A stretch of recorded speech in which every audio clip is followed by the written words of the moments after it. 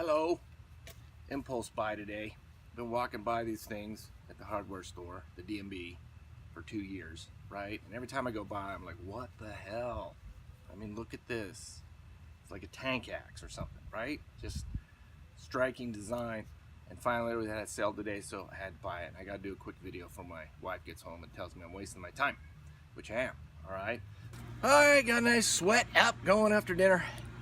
All right, the Stihl Pro Universal Forest Axe, or Universal Pro Forest Axe. For the price, it is excellent. It is. On sale at D&B, it is superb. It's a no-brainer, that's why I got it, all right? I like the versatility. I think for splitting, which we did not do here today, this has got advantage over everything with that collar. I'm sure this head is going nowhere with this very elaborate mechanism, keeping it on there. The only complaint, all right, is this is just not a very sharp angle geometry here. It just is not, and it needs to be modified. But it can be, and it's of the quality that that's worth doing. So I think I'll do that, try it again against some of these great axes. So subscribe, and hopefully I'll get around to the video. One day I gotta cook dinner and stuff. My God, it never ends around here. This is the Stihl Universal Pro Forestry Axe, which is an ambitious title for this axe, okay? Reading the literature on it, it's meant to be kind of an all-round, all-in-one axe. Like, does everything well. You can split with it, you can fell with it, you can do all the basic axe tasks with it. Not a specialized axe. The head is made by Ochsenkopf. Hope I said that right. Hope it didn't sound dumb. It's a German company. It's very famous. Right? The ox head axes are famous, old. They do a good job, and this is made by them. All right, and painted up in this steel orange here, and it's definitely a European design, right? Like a Rhineland pattern. I believe this is what this is, a Rhineland pattern. Thick, beefy bit, and a completely overbuilt head and collar. You got a metal overstrike guard and what they say is a 5-piece head securing system or something, like something really complicated. And I'd love to know what's under that. I'm dying to know what's in there. It makes it so crazy, but you know, it's got a thick metal plate and a screw in there, and it's a heavy axe, all right, with a beefy European handle. They love them like that, just round, beefy. So I'm gonna try it against some other axes here. Gonna go up against, of course, Hults Bruk American felling axe. I'll go up against that, kind of in the same weight category. And then one of my favorites, oh, I love this, right? True Temper Kellyworks Red Warrior Connecticut pattern. Look at that, 3.5 pounds on a custom carved handle, and just such a classic axe. Love this. Love to test it against anything. Right off the bat, this axe is heavy because all this metal is heavy and it's top heavy. You just feel that, right? Versus maybe the Red Warrior Connie. It's just, yeah, it's very different. And it's shorter, right? I think this is 27.5 inches. And you know, I would say like, man, this is just like, what's going on with this design? You know, I'd have a lot of questions about it. But it reminds me, actually, of an old design, all right? It's a Finnish collared axe, right? It's probably 100 years old, made by a company called Bilnas. It's, you know, Finnish. And it's just an interesting design where so much weight is up here in this collar, and they have a kind of a reversed tapered eye. You know, I don't want to go into that, but the point is, it's a very top heavy axe as well. It's very heavy on the end, okay? This one's really nice, and it reminds me a lot of what's going on here with all this metal. It's short, right? It's got a pretty narrow bit compared to my other axes. So the Finns say that's legit. Let's see how this works. So don't make fun of me in my hiking boots out here in my backyard chopping station, because it's extremely useful for the science. Having a backyard chopping station. I just get all the wood I can, and I just bring it out here and I just destroy it with all these axes. You learn a lot. And so this is right out of the box. Bought this today, but see, right away get my handy angle gauge here right away. So I am not at all surprised. This has a 45-degree inclusive or edge angle.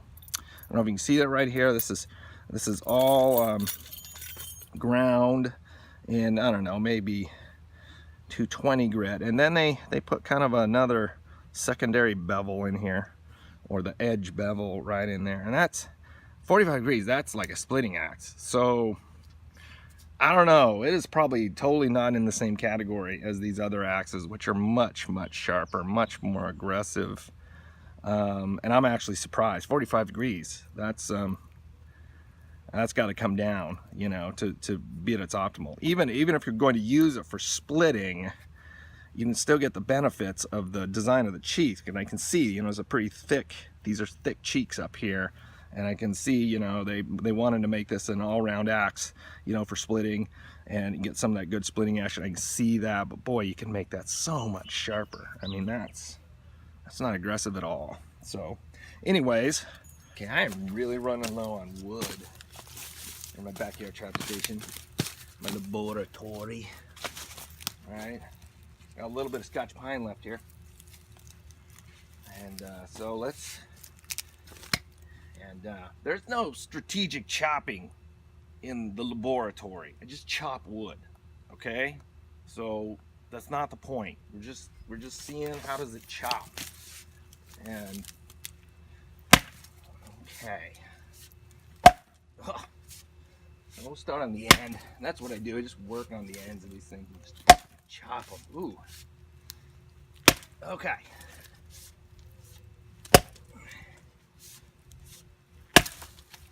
All right. So that 45-degree edge, you can feel it. Okay. The swing is solid. I like it. No, I don't mind these shorter axes. I don't mind the heavier end. Really, that's not it. It's just not sharp enough. You know, it's just not. Okay. All right. Let me show you what I mean. American felling axe, 25-degree candy grind.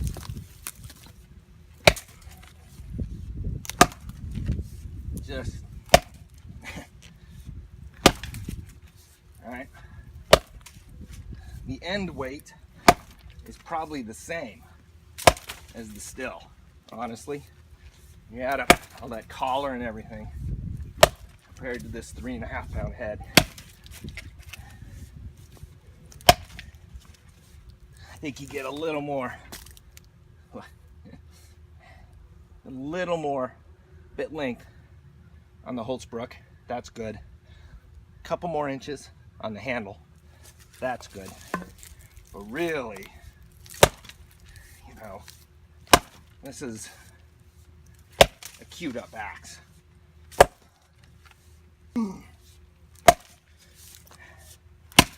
Yeah. Yeah, it's just the angle. It's just not sharp enough yet. That's all. That's my main complaint. Right? Well, Red Warrior action. Just for science. Yeah.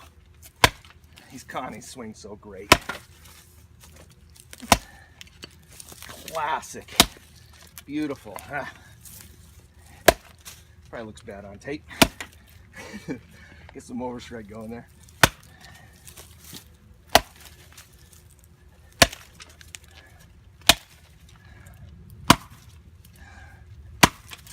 Yeah, nice, light, agile, powerful axe.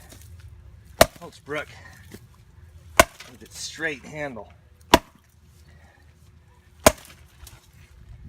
Very accurate.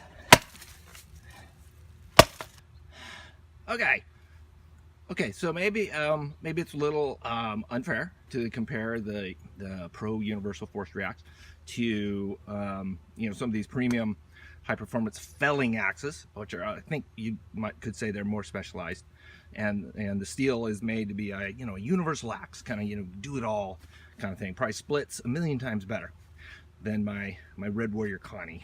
I wouldn't doubt it at all. So maybe it's more in the camp axe category. So I'm going to compare it with some different axes then, more in that category. You know, handling's the same. And so you probably recognize some of these. Of course, there's that Finnish axe, really exotic, totally exotic axe. Let's try that. It's kind of got the same head heavy kind of feel to it. Then I got a Hults Bruk Kisa, right? Great camp axe, Hults Bruk Kisa. And of course, the Cold Steel Trail Boss. Come on, that is so classic, right? Always throw the Trail Boss in on any test, right? So let's do this. Okay, so wife's home. I'm wasting my time. Yep, here we go. So let's just keep wasting our time. 5 more minutes. I gotta cook steaks. Trail Boss. Trail Boss is cheap. I have no fear in doing anything with it, throwing it at things for the price. It's light. Does not come sharp at all. The steel doesn't hold up very well. But you know, it's almost like you could just buy one every couple months. Man, I'm not swinging well tonight. Probably because my wife's home. Anyways, super exotic Finnish collared axe. Look at that. Hand carved, handled by a master. Oh, what an axe. Oh, I tell you. And the one thing about these finished axes, they have this really, that's probably, I think it's 35, 32 degrees, but full convex, super thick bit that you think would just thump in the wood and stop, but actually clears out and chips surprisingly well. So the weight on this top heavy axe is complemented well with this very thin curvy handle. So one thing about that. All right, back in the laboratory after a break for dinner. I had to cook freaking dinner. All right, we gotta get this video done before the rains come. So, Stihl Pro Universal Pro Forestry axe. Okay, checking it out against some camp axes here. Gonna go against the Hults Bruk Kisa. All right, just a fantastic camp axe. One of my favorites. And so this is where, you know, the one axe for all seasons kind of idea is tough. It is a tough thing to do, right? Because like I don't really have a good splitting test, and I think that's one of the things this is built for, with this really serious collar that you only see, you know, metal collar you only see on splitting malls and things, right? Serious. Germans love it. I like it. It's a good idea. You're gonna split wood, the damage is gonna come no matter how good you are. So I think that's a good thing, but it puts, you know, another pound of weight up here. And I read this was a 2 3/4 pounds, 2.8 pound head. Okay, you know, 1,250 grams. But with all this other metal up here, it's about 3.5 pounds. And so it just makes it so much heavier than the camp axes, right? And the benefit of that would be if you got more chopping power out of it, right? You got more action out of that weight. That would be an advantage of sorts, okay? But it's just not sharp yet, right? It's just not sharp compared to this just such a nimble, gotta love the Kisa. Really, it is a great, quick axe. You know, a little too heavy for a camp axe. It really is. That's a lot to carry to the field, right there.